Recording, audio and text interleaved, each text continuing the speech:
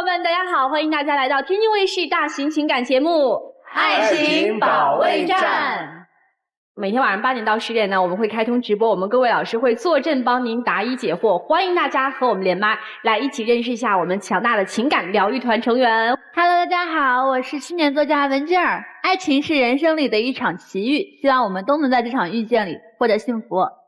大家好，我是于波红。最美好的爱情，并不是感悟你有多好，而是感受你对我有多好。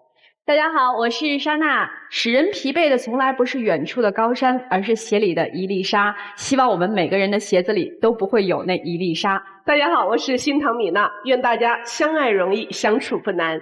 大家好，我是严品红。守护爱情就是守护我们美好的人生。掌声欢迎今天来到节目求助的2组嘉宾登场，欢迎他们。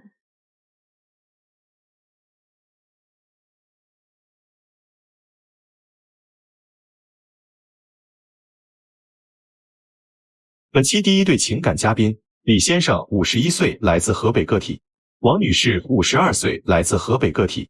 他们遇到了怎样的情感困惑呢？他在我的生活当中，我想去做点什么事业啊，他总是拦着不让我去做。他只要有了钱，什么事都想着干。我希望以后我做我的事业的时候，他不要管得太多，就是放手让我去做。我想着他安安稳稳的，把全家都在一起好好的过日子就行，不想着让他这也去那也去的。结婚多长时间了？我结婚30来年了。孩子多大呀？我儿子今年25，我女儿今年18。儿子25成家了吗？没成家呢。没成家呢。女儿是在上学吗？上学。那今儿怎么啦？这都30多年的夫妻啦。他就是一直的什么都他说了算，不能让他手里有钱，一旦有了钱，这个投那投资的。那投完赚吗？他做生意，做水果生意，赔了很多。一开始也不赔嘛，赔的时候也是眼上天灾了嘛，赔了很多吧，又不是赔了一点点了。赔了多少？方便说吗？赔了几十个吧。还做啥赔了？还养牛。养牛的时候，我们也投了，一开始的时候手里头有20多万吧，就是这20多万呢，把它投进去以后，一点点的发展呢，也有点小成就。但是我当时的野心就是太大了，步子迈的有点大，然后又去贷款呐，七七八八的我就花了很多，贷了几十万又全部把它投进去了。但是天无色风云，那一年就是5号病，就是来得太急了，我也没有经验，最后牛只有100多头牛只剩了20、30头吧，盯到最后人我是赔了将近200多个吧。光牛，对，做牛的这个生意就200多个，那再加上前面水果生意几十个，亏了250万了。总体都差不多吧，就是七七八八的赔的。人家去要账的时候，我真是都躲在那牛圈里头不敢出来，不是天天一天去要牛，老是要账去，不是他要就是他要。当时也短着贷款嘛，贷款也是跟我去，天天给我打电话。当时我就是得了自闭症、忧虑症，因为天天要账嘛，这种日子简直就过不下去了都。当时做这些生意的时候，您是支持的状态，还是说其实您开始阻拦来着？我不支持，他弄哪个生意我都不支持。要我说呢，他不能让手里有了钱，有了钱他就这投资那投资的，老是投资，而且本身就雪上加霜了，都没有。不说是吃上顿没有下顿了吗？没有什么花样了啊。而且他跟那个以前做水果生意这个有一个搭伙的，有个女的，一直的买他的保健品，赔了那么多，哪有钱买保健品啊？这个是从牛赔了以后，这是身无分文走的，也是实在是没有办法了。您不光身无分文，您还一屁股饥荒呢。我又来到了天津，因为我以前也做过蔬菜生意所以说我又重回了老本行。但是老天就是得眷顾吧，我很顺利的又重操起这份旧业，现在干得很好，一边干着一边去还那些欠的，还别人的钱呐，一边到目前为止也剩的不算太多了。那就很厉害呀。他老是跟那女的买保健品，我就不同意。你说那保健品他也吃，本身我们6口人吧，他也吃，我公公婆婆也吃。你说我们这种环境根本就吃不起他老是给他买。你说保健品正经完，公公婆婆就是拄着拐棍在正经八百的医院里治病哈，那药都不管事，你说那个保健品能管事吗？他就一直的一大箱子一大箱子就给他买。所以你怀疑他买保健品这个目的不纯是不是？不是为了买保健品？我就觉得他就替人家挣钱，拿我们家辛苦来的挣的钱为人家养孩子。这个女人嘛，她就是这样，醋意很大。不是，这个不是醋意的事儿，是您们家本来就是挺困难的，您为什么还要去买这个保健品？您能说说您的想法吗？刚才您也没回答我这个问题。对呀，我用这个保健品，就是说在我的自身的身上有了点作用，有点小毛病，它有起色。但是就是说我的2位老人啊，就是说我对待我就这么直接问您，您有照顾他生意的嫌疑吗？他也是孤儿寡母，也就是他有一个女儿也是在上大学。我说都是孤儿寡母们，他更担心了呀。花了多少钱？反正每一次有个几千块，加起来多少？加起来也就是2、3万块。所以这个事儿您不舒服了，对吧？我特别生气，因为我的女儿嘛，你看我的女儿本身就是她上河北石家庄上大学去嘛，她不仅给我女儿钱花，你说她照顾别人的女人给别人养孩子，那我不就生气吗？我的婆婆一直就那个不让我女儿上石家庄上学去，为啥？她就觉得我们小姑子吧和我们都在天津，我们婆婆公公都在承德，她就觉得儿女离得远，沾不上什么光，就这个大小百花的这个孙女拉巴大了哈，不让她出承德，她就一直就想着我的女儿在承德里上学，所以说你要上石家庄上学去，就不给这个生活费，我就特别生气。我也给了一部分啊，她也就是给点零花，基本上大部分都我拿。这亲爹真断生活费啊？反正就很少给，基本上朝你妈要去，就朝你妈要去。我有时是生他的气。为啥？就是我现在手里有点钱了吧，反正我的野心比较大，我还想重操旧业，他就是不让。不是你现在不是还有没还完的呢吗？人家这跟着你这么长时间，就已经200多万，听着我都吓死了，这怎么还呢？我为啥不让他干什么呢？因为我儿子都25了。你说再说他还有重男轻女的这方面啊。因为我女儿18上的大学，他不同意。我儿子呢25岁，他上的是大专，他根本没什么经验，是做生意哈。他上个班不也挺好？不行，非得给他投了个火锅店，花了30来万，又刚下子，赔了个30多个。我就觉得，你说我儿子都25了，咱们给他买处房子吧，因为他该娶妻生子了嘛，就是再没钱也不能耽误他呀哈。我要买处房子，他就不让，就掐着钱就不让，就不给买。为啥不让买？这会儿你还是买了，在郊区买的。我在郊区一个，在我们天津静海郊区买了一所楼房。当时你说我也不愿意买这房子，你手了没有钱。你说要有钱，我肯定是买最好的房子，就上县城买去，或上天津市里买来，是不？你手了没有钱，我就在郊区给他买了。我儿子也埋怨我，他也埋怨我，就说我说的算。不是您做生意赔了就行，他买房子咋就？当时我不同意他买。那他当初也不同意你做这个生意，你不也一意孤行做了吗？所以就产生了分歧啊！啊，所以呀，你现在有什么权利说人家呀？他买房子这事儿又不是给他自己买，是给你们共同的儿子买啊。再说你做的初一，他才做的15呀。你可以给孩子投个火锅店，他就不能买套房吗？所以说我就特别生气。你说我寻思儿子都这么大小了，你给他买一个房子不就完了？不买。他不想给买的原因是什么？他想图别的。而且我寻思我们这些年虽然说还短着些人家哈，我又另外开启点直播，我寻思这个直播风口挺好的哈。做直播您？对，我一边就是我寻思卖菜，他不有经验吗？我直播能卖点菜。我儿子也不同意，我女儿也不同意，他也不同意。一说我50来岁了没有正调，你说你这引流那引流弄那东西不花钱吗？不是你投钱可以，人家投流就不行，你这什么的霸王条款？直播卖菜不是蛮好的？对呀，他投流也没花多少钱吧？没花多少的。你看我以为我为啥要开直播呢？我开点直播吧，能带来点收益，就是晚正好卖菜，我能从直播上卖点菜，挺好的呀。我就认为他干这东西。他不是正当行业，那你说刚开始嘛？他不正当在哪里？你说出个理由来。我没有看到他赚回来的钱呢。我还看到你赔了250万呢。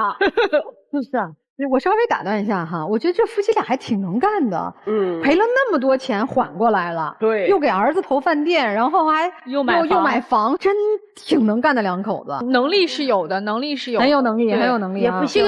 那这个直播现在怎么样了呢？我这直播还挺好的，你别看是说头流引流，那刚开始嘛，我寻思适应着哈，这正好卖点菜能有点小收益，还行，挺有起色的。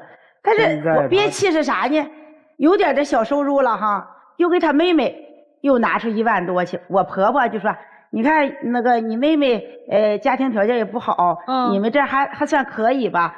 你周着她点。”我婆婆就是老在她小子跟前说她妹妹怎么这么不容易，怎么这么不容易，她就不说我的不容易。那妹夫不是得了脑梗吗？对吧？妹妹带着2个孩子，我毕竟是一奶同胞啊，我该帮的我要帮啊。我再不济是个哥哥，对不对？那你说我就憋气，为什么？你说我创造的俺们一块来的钱，他什么都说了算。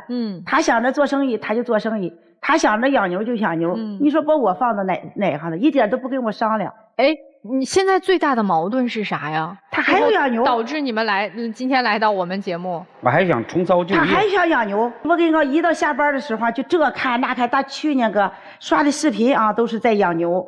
买的书也都是在养牛。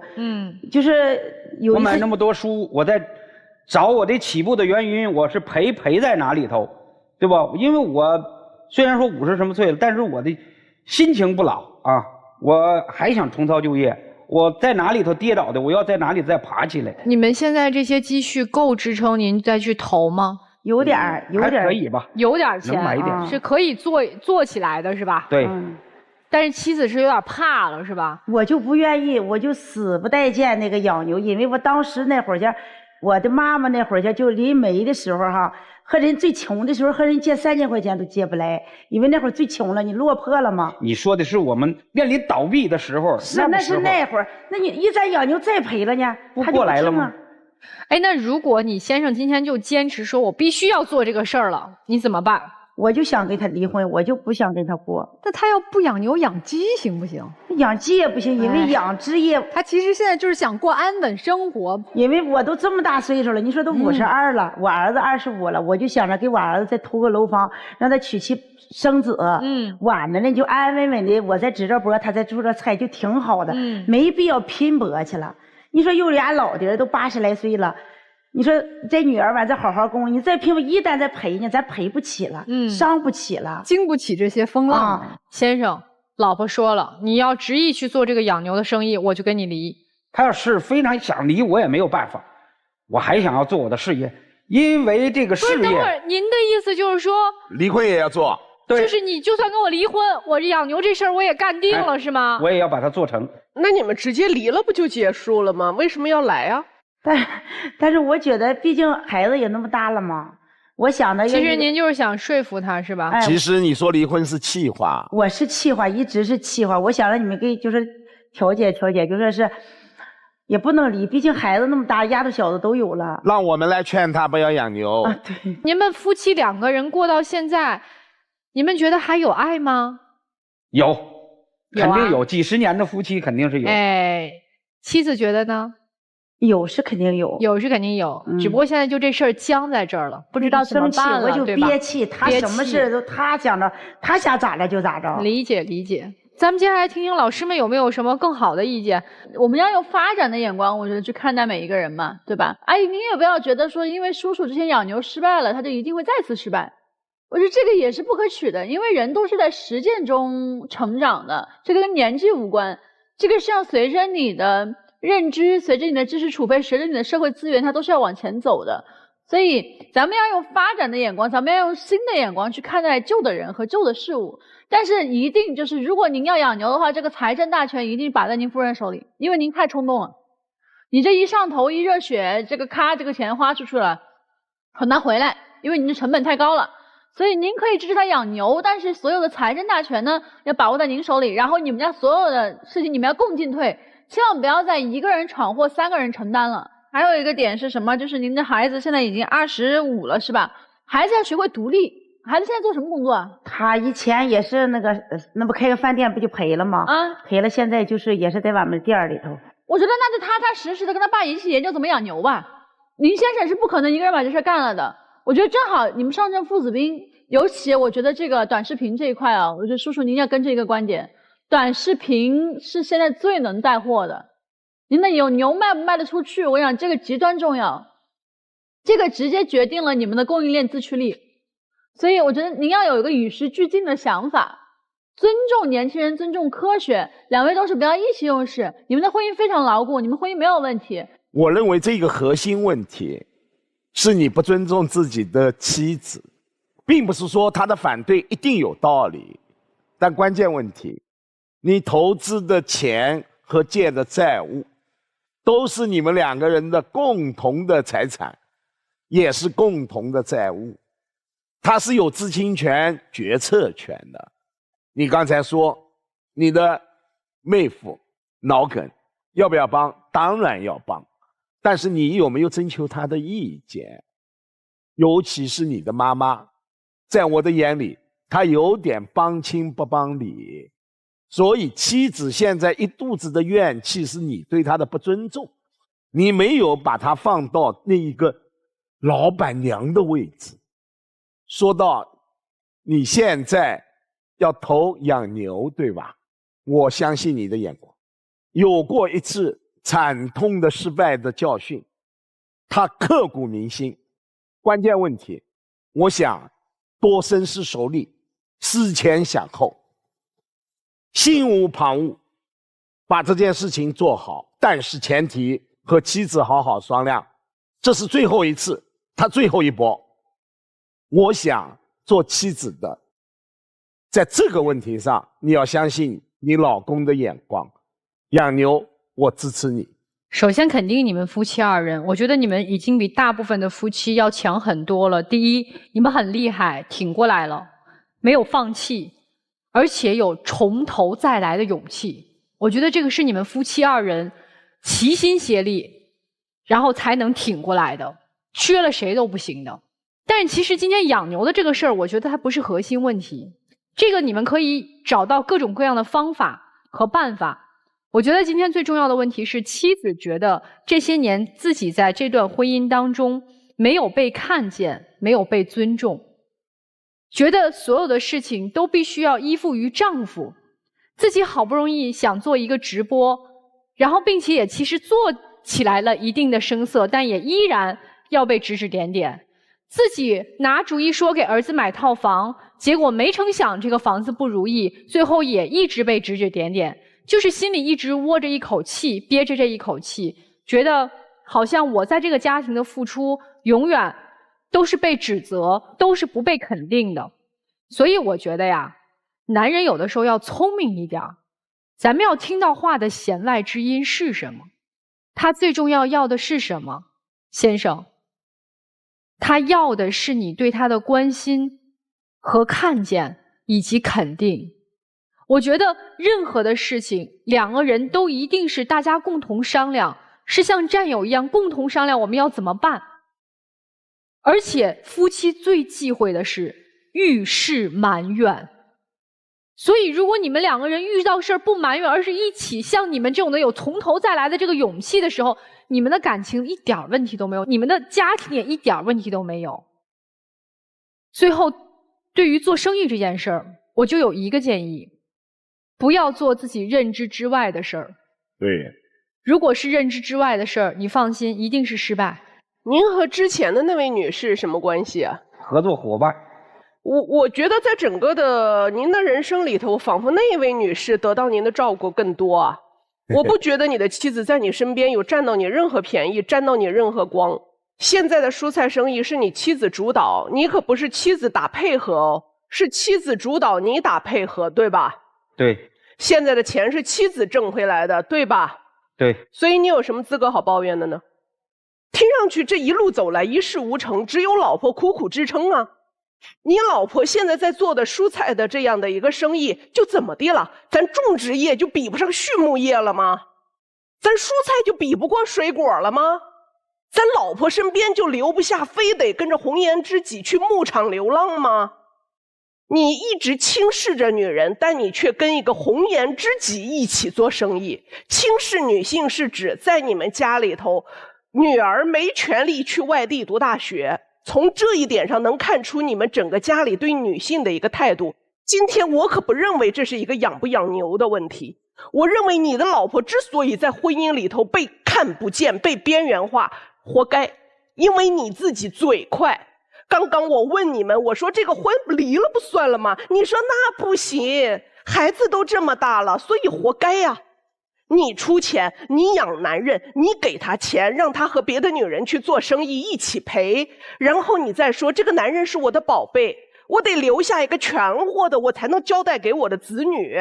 男人当然听得懂啊，所以男人今天才能撂蹶子告诉你说，如果不让我养牛，那就离婚。离呀，走啊，老婆还替你还了这么多债务呢，所以净身出户走你的。到哪儿去找这一笔钱？想去弄牛，你去呀，能贷款贷呀，反正子女都不可能给你。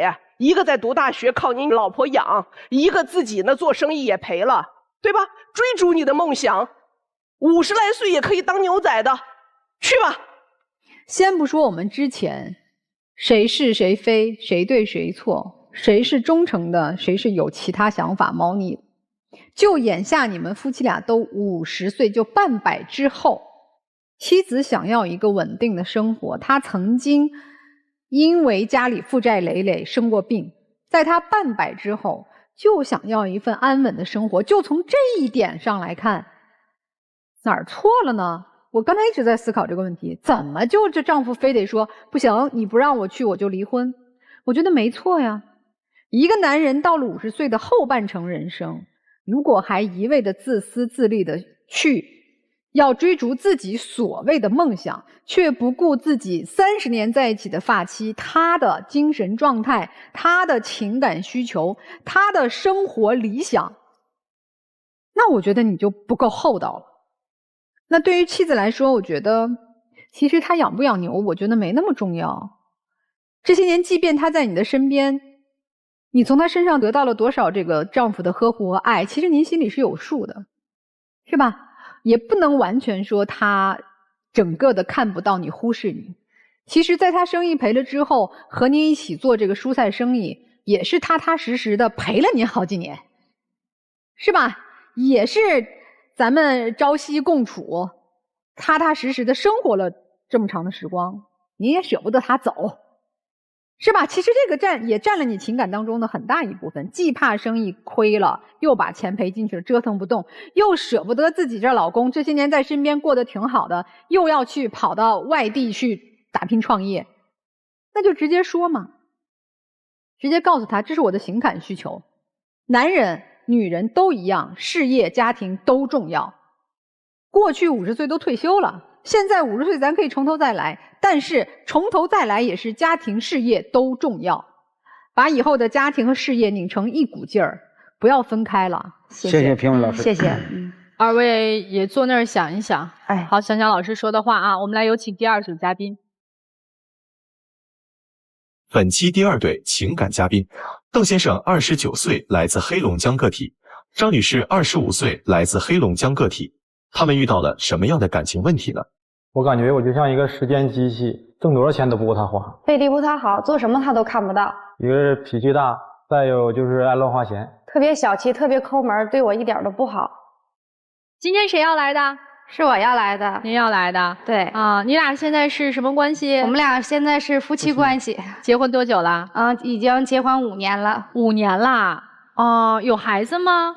有孩子，现在有个女儿，已经5岁了。哎呦，这速度够快的哈，你俩。我们两个是在那个2018年的时候，当时我在外地打工，然后他在家里跟他爸一起种地和喂牛，然后通过亲戚介绍呢，相亲认识的。相亲的时候吧，他对我的感觉还可以，我感觉他也不错，然后我们就试着相处，处着大概2、3个月的时候。我就是想试探一下，跟他开了个玩笑。因为当时晚上10点多，我们两个还在聊天，看到一个段子，这个段子就是，这个女生呢，曾经结过1次婚，有一个3岁的孩子，然后我就问她，你把这段子安在自己身上了？对，安在我自己身上了。然后我就说，我结过一次婚，有一个3岁的孩子，就是想看他就是对我，到底是真的喜欢啊，还是因为家里到了年纪嘛？然后他给我的回答呢，就是他不介意我的过去，就是挺喜欢我的吧。我听了之后，我感觉这个人特别的老实，也特别的本分，我觉得就是我喜欢的那种。然后我们19年就结婚了嘛。19年结婚之前呢，就是我们2个在说结完婚出去工作打工，或者是去外面做点什么买卖。他当时也是答应我了。然后后来就是结完婚5年了嘛，一直都没有就是兑现这个承诺。我觉得他这个人，他为什么就不能跟我去，就是出去闯一下？因为我们是农村的，想出去我们齐齐哈尔去那边打拼一下。也就是说，你想到市里去，他想留在农村。对，他就不跟我去。但是结婚之前他跟我说了，他会跟我去的。因为我俩结婚的时候要了30多万的彩礼。30多万。对。我这彩礼不低呀。那个我们那边都这样现在。都30万了。对，也是东拼西凑的，然后借的有10多万。这10多万谁还呢？就是我们有能力我们还。你们有能力还吗？但是现在没有，我就是想去大城市，就是打拼一下，帮现在还是父母还呗。对。所以你不走的原因是什么？我是想着就是跟父母一起把这个钱还了，因为毕竟也是因为我嘛。我寻思把这个钱还上了，再考虑以后的问题。对。那你出去不是一样挣钱可以给父母寄回来吗？因为家里还有地，他就非得跟他在家种地，还养了牛。刚才听说他在喂牛嘛？快养牛的，待会儿交流一下。对，你们核对一下得了。对，人家就有经验啊。你那个，所以你是觉得就是要是走了，没人帮父母干活了，是不是？对，因为我家地特别多，就是得用挺多人的。你家里就你一个儿子吗？对。所以人家不走有原因的，姑娘。但是我觉着，你看现在父母年纪也大了，然后我们结完婚一直都是在帮衬，这10多万的外债一直都没有还上。我觉得就是我们2个可以出去，然后就是他可以送个外卖啊，因为咱们现在市里边送外卖都1万块钱左右1个月，然后我也可以干点什么。然后我觉得我身边的朋友吧，都在市里边也买房子了，也工作了，也有就是自己的小买卖，孩子呢也都上了很好的幼儿园。我不想就是在农村这样。你是因为看到他们的这些生活是觉得比较羡慕是吗？也不是羡慕吧，就是也想去，因为那里边的就是你看孩子已经也到了5岁了嘛，马上就要上好的学，就是上学了嘛。我觉得那边你想让他去市里上学？对，因为那边的教资和生活环境都不一样啊，在农村里边就是乡村里边，我觉着不会有大城市就发展那么好。但是你有能力让孩子在齐齐哈尔这样的城市里上学吗？但是我们俩可以一起努力呀。还有啥矛盾啊？这个事儿咱们先放这儿了，待会儿咱们再说。他对我也特别的不尊重，和我的家人也不怎么尊重吧。就是我们刚结婚，大概1年多左右，我家孩子那个时候也比较小。然后那个冬天嘛，就是北方都流行，就是都会杀大鹅，就是马上快要过年的时候。然后我的母亲就是告诉我，提前给我打电话告诉我说，明天家里杀大鹅，你们2个回来吃。我特别高兴，因为就是生完孩子了，哪儿都基本上去不了，成天在家看孩子，我就挺想回娘家去看一看。然后正好说吃大鹅，我就寻思跟他晚上说了一嘴。当时他给我的态度啊，都没给我气死。当时他就说那个大鹅有啥可吃的，我都不稀罕，就不跟我去，你知道吗？那给我气的。丈母娘你喊你回去吃饭，你为啥不回去呢？我那时候吧有点生气，说实话，就是因为结婚那时候拉30万的机会，也多少跟他家里有点关系。为啥跟他们家有关？这不是你自愿给的吗？他们家是必须要的吗？女方有的也有要的，就是这30万给了他父母的呀？也不是，那个30万的彩礼钱，最后是怎么分配的？还是在我俩这儿。我就不明白了，你刚才说为了父母的10多万的债务，我现在要帮父母，那很简单嘛。对，他就是彩礼当中把10多万给父母就行了嘛。他就是这样想的，他就觉得可不可以把那10多万给他父母还债去？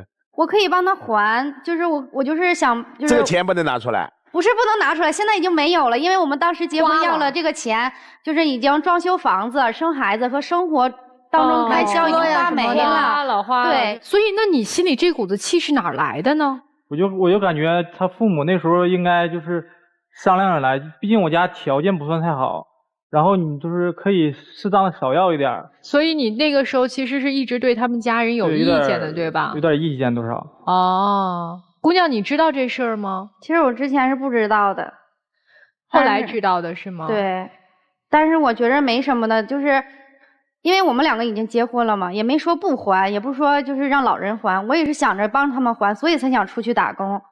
就是他介意的可能是那个时候他爸爸妈妈确实挺为难的，你知道，因为去东拼西凑是需要拉下这个脸，可能他看着自己年迈的父母还要去求着别人为自己结婚这事儿去操劳，他会心疼他爸妈，所以会对你们家有意见。他就是这样，特别小心眼儿。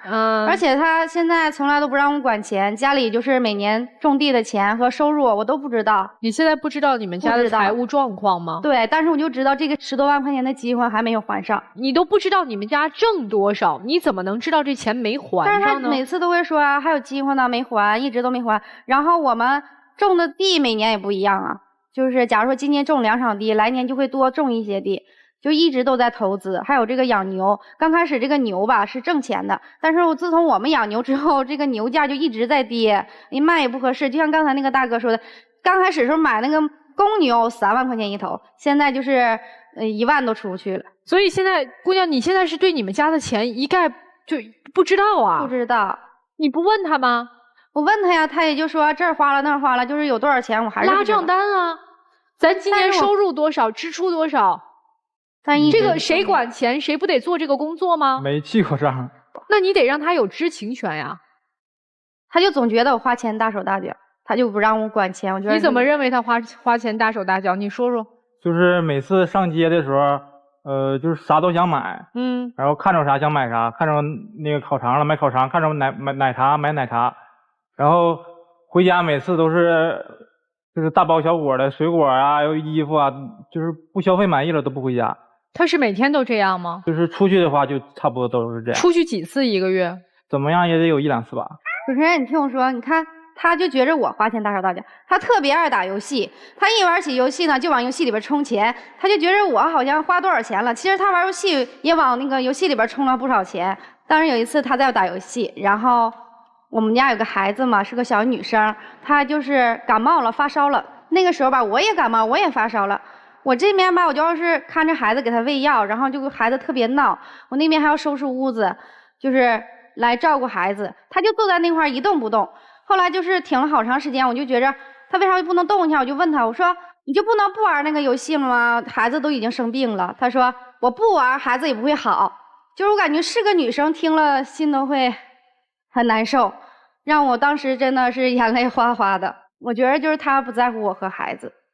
所以你当初问他那个问题有用吗？我结过婚，带着3岁的孩子，你不是觉得特别感动吗？啊！哎呦我的天哪！你玩游戏充钱这事儿，是不是也可以等以后有钱咱们再充啊？我已经挺长时间没充了。你充了多少啊？大概几千块钱吧。啊，是啊，他买衣服，他买东西能花了几千，买杯奶茶能花了几千吗？一方面说有10多万的债务要还，一方面几千块钱充游戏，说得过去吗？所以他就是抠嘛。当年不介意他有什么3岁的孩子，是觉得这样的媳妇儿娶来不用彩礼。对，说不定那3岁的孩子非得说破了。对，每个月还能替他赚点抚养费。你这姑娘傻呀！来。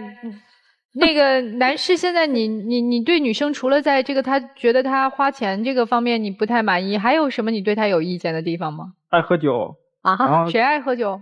我爱喝酒。你爱喝酒？就是跟朋友。有一次他出去喝酒去，然后那个我白天因为在地里干活，然后晚上回去了，那个他告诉我，他说他有事出去喝酒去，然后让我看孩子，看那孩子就突然间那个高烧了，我也不太会弄，然后就给他打电话发微信，他都不回，然后我就没办法了，我就去找他去，然后完了也找不着，后来他回来了，完了还说我。那孩子高烧了，不得赶紧去医院吗？你找他干啥呀？因为那时候都半夜了，都11、12点钟了。他就说生气，就在家生气。你听我说，当时我那个朋友他们2个闹分手，完了，我们还特别好，我是跟他俩出去吃饭喝酒，就是想劝他俩，因为我觉着吧，就像老人说的，宁拆10座庙，不毁一桩婚。我觉得都是好朋友，我就得想着劝劝他俩，不要就是因为都已经他俩也有孩子了。后来我就看见这个微信了，我就立马就回来了。他把卧室的门给锁上了，我又着急看孩子，然后他把门锁上了，我还进不去。我听着孩子在屋里哭，这更着急了。他还是不给我开，后来没办法了，我给我嫂子打电话，然后嫂子从楼上下来，然后他才开门。我就所以他不是真的心疼孩子发烧，他就是喜欢置气。对，他就是心疼孩子发烧，你不赶紧让妈妈赶紧那个照顾孩子，他就治他呢。那喝酒的这件事是多长时间出去喝一次？就是有朋友的时候就喝呗。一周多少？几次？差不多1周吧。我1周得多吧，不得10天半个月。10天一次是吧？能喝多少酒量？大概啤酒能喝3、4瓶。不是，我觉得这个量什么的，量不重要，量不重要，重要的是，如果他是说一周是3、4次、4、5次这样的往出跑的话，那是有点过分，那叫爱喝酒。他如果是10天半个月出去聚一次，那叫就是稍微放松一下。就是每次出去都喝酒，就是不喝酒就不行。行吧，你们俩今天来这主要的矛盾或者说要解决的问题是啥？不想在农村里边种地了，现在就是因为父母年纪也大了，就是不可能跟你一直干。第二，就因为孩子，我觉得孩子已经到了上学的年纪，我们应该就是去市里有一个更好的环境和一个更好的教资。而且他就是特别的瘦，你看他其实，我觉得干农村活的话特别的累，我也想让他换一个心情，我俩也不用天天那么吵了，然后我们都出去挣点钱，然后就是帮父母还债。就是你要去市里的意愿十分的强烈是吗？对。如果10分的话，你有几分？9分吧。9分。那先生呢？10分的意愿，你有几分？我就是不想去，现在0分。我倒不是说完全不想去，我的前提是先把这个钱还完了，然后再考虑以后的事。你在家很难还上呀，出去不是更有机会还吗？你要说还钱，你不这合理吗？这里插一句，他的那个机场地还是能赚钱的。大概每年能还多少饥荒？我感觉都还不上。你说呀？现在万头8千的吧。你出去打工，他是夸张点说一个月快递能挣1万多，咱就挣不了，挣5000，他挣个4000，你俩挣9000或者7000。寄回家3000，1年还能还3万呢。你跟我们就说句真心话，你什么时候能去市里？就是还是把钱还完了吗？那出去赚钱还呀！哎呦我的妈呀！他就非得在家，他就觉着他要走了。您就直接说您不想去，不就想在爸爸身边，在农村种地，不丢人啊！你说这句话也挺好的，我们最起码知道你怎么想，我们才能帮你呀。对，别画这个饼了嘛，直接说我就想扎根农村。可能也有那方面吧，就是现在农村可能比较安逸一点吧。也行啊。对嘛。好了，情况就是这样的一个，其实主要问题现在就产生在第一，女生对家里面的财务一点不知道，她也不知道赚了赔了，也不知道每年支出多少，收入多少。第二个就是女生就一门心思的想要去市里面生活，想改变现在自己生活的这样的一个现状，但是男生其实一直在画饼，所以现在2个人有矛盾了嘛，对吧？咱们先听听大哥大姐的意见。你上那去走出去，你看看外边的世界，比你们家庭农村的好。对，因为我养牛伤痕累累，我真是太知道了。那不是您也有儿子对吧？要是您儿子跟您说，妈，我就是想在家里面陪着你，在你身边，我媳妇儿天天要拽我出去，你怎么劝呢？我就想让我儿子出去，我不想让我儿子在我的身边。我真是支持你的媳妇儿，谢谢。来听听那个李先生怎么说。我的建议啊，你们都很年轻啊，但是我的观点啊，你呀还是走出去，遵从你老婆的想法，你走出去看看外面的世界，你再回到农村看看农村的是一个怎么样的一个环境。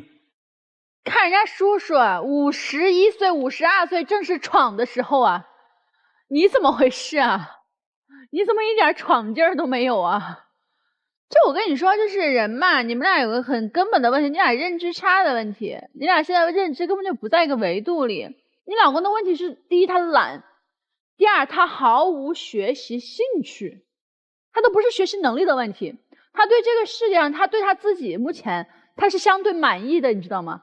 这是最可怕的事情，就是当所有人都知道你应该提高的时候，你觉得自己挺好的。那这样你慢慢就会成为所有人的累赘，不要让你自己的懒惰最后众叛亲离。还有这个那个女生跟你说一下，就是你太纵容她了，她现在所有的懒，我觉得有一半是你惯的。我觉得不要这么去惯她，惯她没有用的，不会有好结果的。如果实在不行，自己先走出去，自己先赚钱，为了女儿。他如果可能看到你一个月赚的什么8000，以后赚1万，他自己就出来了。就先走出去，走一个人也行。现在有句话，剩男在农村，剩女在城市。这句话内涵很深，确实有些人他贪图的是农村的安逸和熟悉的生活场景，而且家里还有老人，就像你可以打打游戏，平时当然也帮父母干点活。另外，在农村没有风险，没有压力，城市对你诱惑力很大，但是新农村建设只要勤劳勤奋有智慧，现在返乡创业的大学生都很多，哪怕是包个果园，办个猪场，弄个牛场，如果你只要有本事能赚钱，但是我认为你现在不具备。另外，在这个问题上，我也认为，如果你的妻子有这么强的愿望，做丈夫的可以支持她，但是做妻子的你也要明白，城市的诱惑力很大，钱没有这么好赚。这一个我希望妻子能有所考虑。我并不是说反对你，但是丈夫，你不得不承认，到现在为止，你对那30万的天价彩礼，我说是耿耿于怀是轻的，你是怀恨在心。对，你不能把这件事情耿耿于怀一辈子啊！你现在连孩子都有了，我想钱账可以翻篇了。他想回娘家是他的权利，这是法定权利，你有什么权利阻止？婚后的共同财产，他有权知道，你有何权利可以瞒着他？所以做丈夫的像个男人，像个丈夫，只有2个像了，一切问题迎刃而解。张女士，你要想明白一件事儿，你主张去城市里面，到底是因为自己有梦想，或者说自己有想要改变现状，还是因为你的虚荣心作祟？我觉得这个是你自己要想的，因为你每天在听着你的那些姐妹闺蜜跟你描绘说，我们在城市买了车买了房，孩子上了什么学校，我穿的是什么，喝的是什么，吃的是什么。我觉得你要想明白这件事，你要好好的问一问自己的心，为什么？因为如果是虚荣心作祟，你到城市受不了那个苦，姑娘。你以为去了就能过上那样的生活吗？你以为那些房子和车是明天就有的吗？对，说白了，你现在到齐齐哈尔是干什么工作？你有没有想过？你有没有规划过？有没有想过说，我先要去了以后在哪儿租房子？我的租房子的开销，我每天吃喝的开销，我先找到的这份工作能不能支撑起我这些开销？你一拍脑门说，哎呀，送个外卖都1万，谁告诉你齐齐哈尔市能送到1万？所以你根本没有做过任何的市场调研，就是听你那些闺蜜给你这样的灌迷魂汤。你老公为什么不愿意让你出去喝酒，你知道吗？他真的是介意你喝酒吗？是因为你每一次喝酒回来，你就加深了一次要去城市的念头，因为你每一次在喝酒的过程当中，听他们给你描绘那些在城市的生活多么多么的美好。我再说句难听的，姑娘，你所有的那些闺蜜跟你描绘那些城市的美好，她们真的过得有那么美好吗？他们的苦，他们跟你描绘吗？不会的，他们一定会说，你看，我们成功，我们去城市，我们成功，我们买了车买了房，房子贷了多少款，车贷了多少款，他们的饥荒不一定比你们的少。接下来，男生，我觉得你让人最气愤的地方是在于，你把自己的无能怪在了女方身上，是你要结婚，是你要娶妻生子。如果你介意他们提出的这30万，你可以不结呀，你为什么能怨在人家丈母娘身上呢？为什么能怨在女方家庭身上呢？现在就处处事事和他作对，财务情况都不让他知道，他叫你老婆吗？你防贼呢？你这不就是不一心过日子吗？所以他为啥要出去喝酒？他为什么要听人家描绘那些美好的生活呀？因为他对现状生活不满啊！你跟他不一心过日子呀，所以你也要反思，你留下来到底是因为你想过这种踏实安稳的日子，还是说你就是为了跟他对抗？我觉得大家都不要耿耿于怀，或者说都不要怀有敌意。咱们的生活是要往好的方向走，我们找到一条能让我们的生活真的致富，或者说能让我们越来越好的方法和路，这是最重要的，而不是志气。越志气，这日子越过越散，人心散了，日子就过不下去了。女孩其实是因为蠢，就是因为蠢，还不是因为单纯。你自己有着一个到大城市生活的梦，你找人家要了30万彩礼的时候，就不应该在农村装房子，你就应该拿着那30万到齐齐哈尔房子买了完活，还是我婚前财产，老公过来跟我住，你就是蠢呢。所以你这一辈子你过不了齐齐哈尔的日子了。谁叫你找人家要了天价，害人家家背了债，你却又拿这笔钱跑到农村去把房子给装完了，花光了。你20岁就跟他了，20岁你就生娃了，你是在刚刚到可以结婚的年纪，迫不及待的进入婚姻。为什么？不想挣钱，懒啊。读书的时候不好好读书，懒呢。玩更容易。嫁人了以后没爹妈管更容易，有老公跟老公撒个娇比跟老板那儿打工更容易。你本来就是贪图享受的，跟了他了就做农场主夫人不好吗？你老口口声声称自己是一个农民，在农村里头给不了你应有的教育，我就问你，当年给你教育你珍惜了吗？你将来带着孩子去齐齐哈尔，今天你说的叫做我要跟他去外头打工，请问你脑子里头有没有打过主意？家里有那么多地呢，爷爷奶奶真忍心看我们在那里受冻挨饿啊？他们家再磕巴磕巴，可能又能出一笔。齐齐哈尔的房子挤吧挤吧，一定挤得出来的。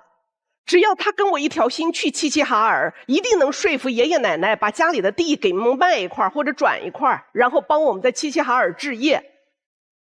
你不就是这样想的吗？你根本没有一个说我要到大城市去发展，我要发光发热的梦。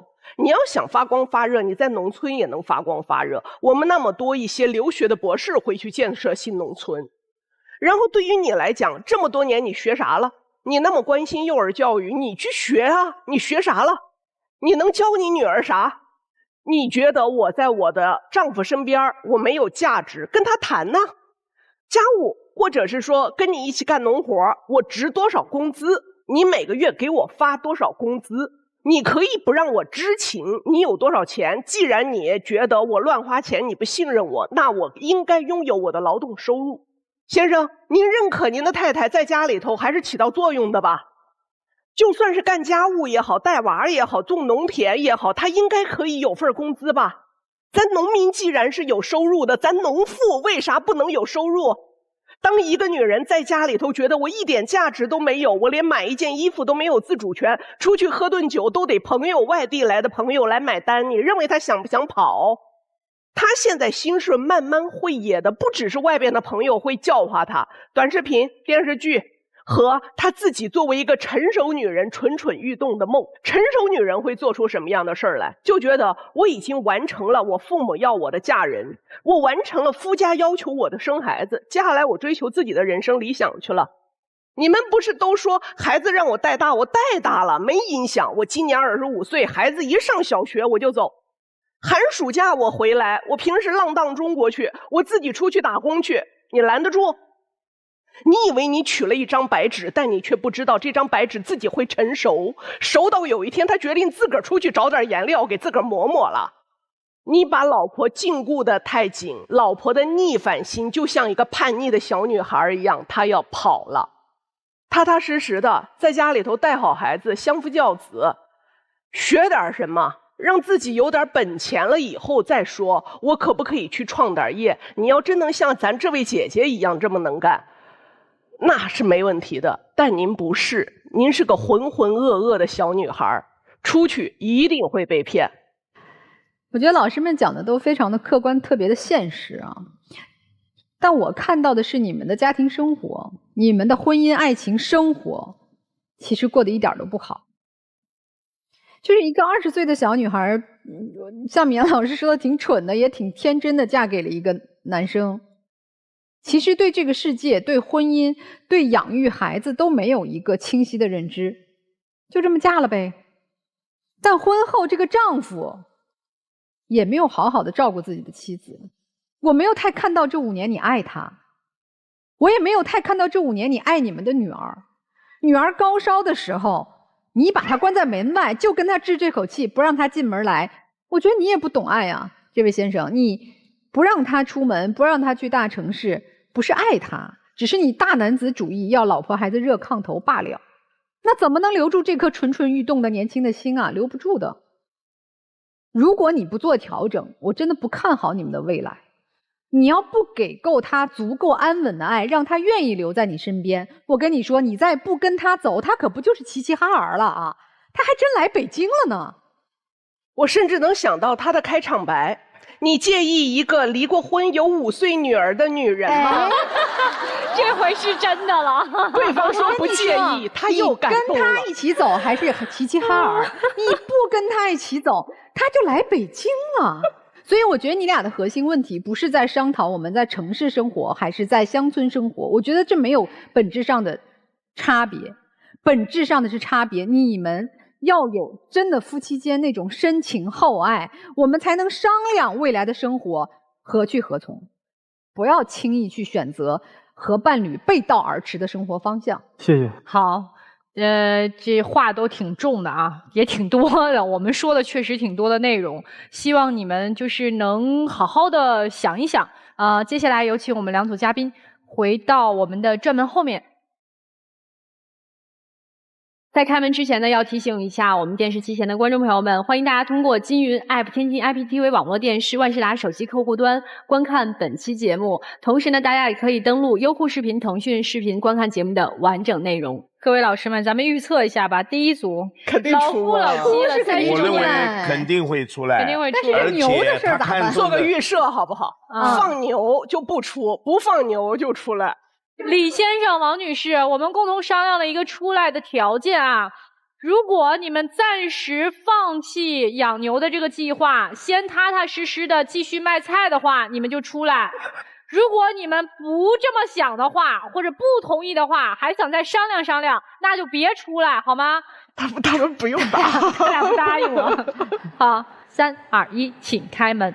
不会出来了。别放牛了，先过日子呗。对，人家不放牛出来了吧，出来了挺好。刚刚先生就说了，要听老婆的话，遵从老婆的意对。哎，老哥给你个建议，对，好好爱老婆，回头等老婆心里踏实了以后，拉着她一起去放牧，也挺美好的，我觉得。您出来是咋想的？各位老师这么劝我们，我心里头也感到很内疚吧，对老婆。所以不管以后有什么事，都要跟她商量着来。好，养牛养不养啊？牛场办不办？暂时不养，要跟她商量。要商量，对有这句话就够了。哎，你看见老婆开心的呀？对呀。接下来浪漫30秒的时候，我觉得对，好好抱抱，也要感谢一下老婆。哎呀，挺好的夫妻。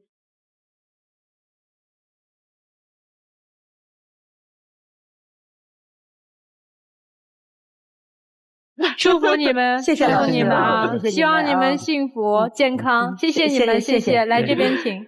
有请。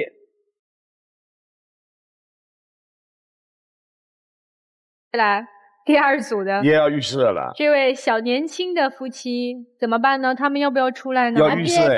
别出来。也要预设条件透明，对，给老婆发工资。对，财务透明发工资，好好商量。对，要有门槛。好，来，我们给2位小夫妻一个出来的条件啊。如果先生同意，1财务透明，2给老婆发工资的话就出来；如果不同意的话就不出来。对，好不好？来吧，我们一起揭晓结果。3、2、1，请开门。也会出来的。对，肯定会出来。好，老婆估计是万万没想到啊！我以为我能争取个齐齐哈尔，但没想到我争取到了柴犬。暂时先不出去了是吧，姑娘？好好商量吧。哎，对。其实你们今天最重要的一课是要学会好好相爱。希望今天能有所收获吧，对于你们婚姻，对于自己的人生都有成长。我觉得这个最重要，好吧？接下来进入浪漫30秒，好好抱抱对方吧。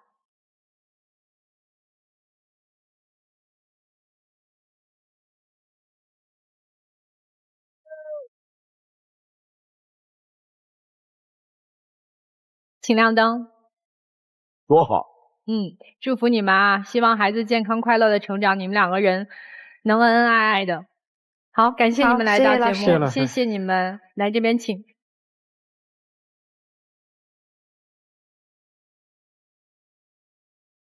所以有的时候，其实大家在婚姻当中要的不是很多，我们要的就是被看见、被关心，最重要的就是被爱着。好了，这就是我们这一期的爱情保卫战，感谢大家的收看，我们下期再见。